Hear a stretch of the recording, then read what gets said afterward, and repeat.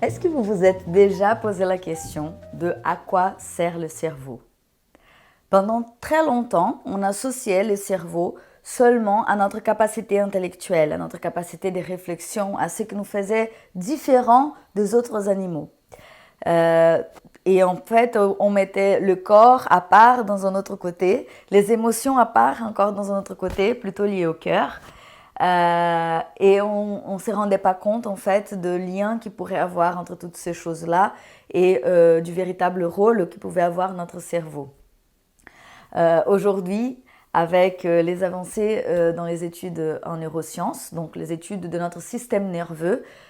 central et périphérique,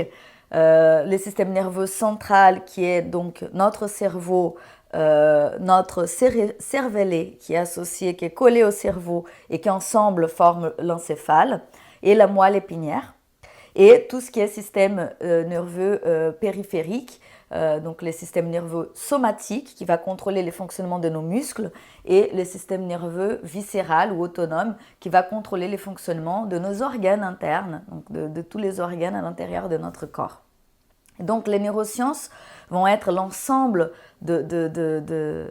domaines qui vont étudier de façon très précise tout ce qui concerne les systèmes nerveux central et périphérique et dans toutes ses fonctions. Toujours est-il qu'aujourd'hui, on a compris que le cerveau est à l'origine de tout ce qu'on fait et de tout ce qu'on est.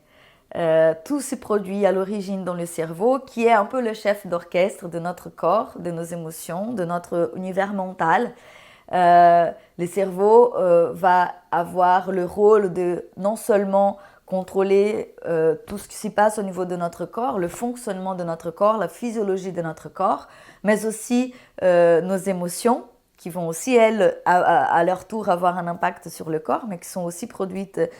au niveau de notre cerveau, et aussi tout ce qui est cognitif, c'est-à-dire tout notre intellect, toute notre capacité à communiquer, à prendre